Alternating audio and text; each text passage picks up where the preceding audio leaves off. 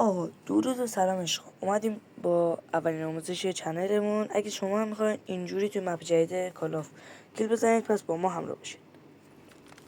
خب آقا، این یه ترفندی که همه لیدر بوردا استفاده میکنن واسه کیل گرفتن. ولی خب همه باتن دیگه، کار خاصی نمیشه کرد، فقط میشه توش کیل زد.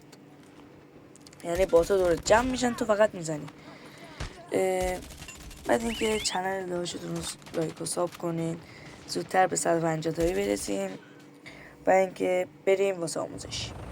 آقا شما میاید این بالای توی این مپه بالای دکمه استارت، بالای دکمه استارت یه چیز هست، اونو میزنین. از روی تی پی پی میذارین روی اف پی پی، میذارین روی اونو.